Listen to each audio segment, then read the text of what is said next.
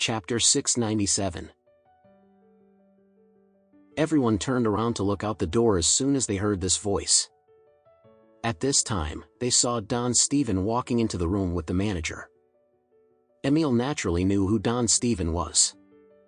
When he saw that Don Stephen was here, he quickly stepped forward before he said respectfully, "Don Stephen, why are you here personally?" Unexpectedly, Don Stephen glanced at him with a cold expression on his face as he said, "Were you the one who called Mr. Richard a pathetic fool earlier?" Emil was stunned at this time. What was happening? Did Don Stephen know Trump? As he thought about this, he hurriedly explained, "Don Stephen, this is probably all just a misunderstanding. Both Trump and I are members of the Calligraphy and Painting Association, and we share a very good and close relationship with one another. Therefore, it's only natural for us to ridicule and make fun of each other occasionally." Don Stephen frowned before he looked at Trump and said respectfully, "Mr. Richard, I really did not expect you to personally visit Black Pepper today. Please forgive me for my poor welcome." Everyone was very surprised to witness this scene. This was especially so for Emil. At this time, he was so frightened that he was already breaking out in cold sweat. He could not believe his own eyes. Don Stephen, the underground mobster boss who was so famous and reputable in the whole of Oris Hill, was actually being so respectful and polite to this pathetic fool, Trump? Wasn't this a little too ridiculous? In fact, Emil was not the only one who was very surprised at this time. Even Mr. Ralph and the rest of the directors were all at a loss for words. At this time, Trump could not help but ask in surprise, "Do you know me?"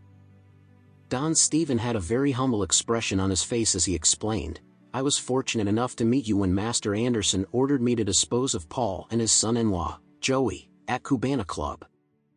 Trump asked again, "When you say Master Anderson, are you referring to my son-in-law, Alex?" Don Stephen replied sternly, "Yes. I am talking about Master Alex Anderson." Trump came to a sudden realization. He was initially very surprised that someone of Don Stephen's status would actually be so respectful and polite towards an ordinary person who had no money or power like him.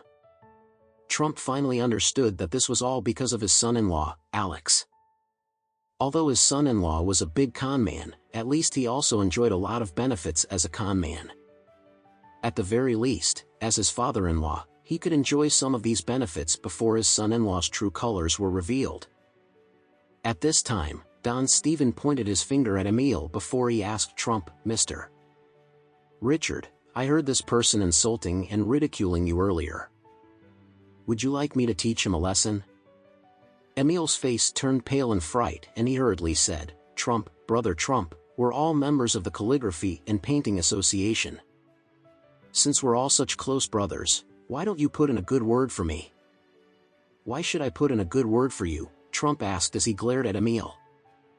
"You were the one who said it for yourself.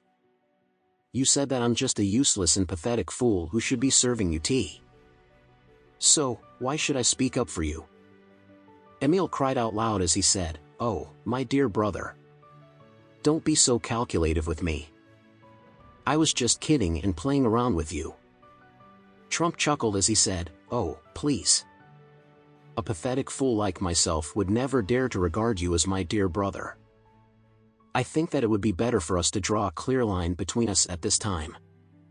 Emil knew that Trump was still mad and filled with hatred for him. He really regretted his actions. If he had known that Don Stephen would be so respectful towards Trump, he would never have dared to act in that manner and treat him so badly.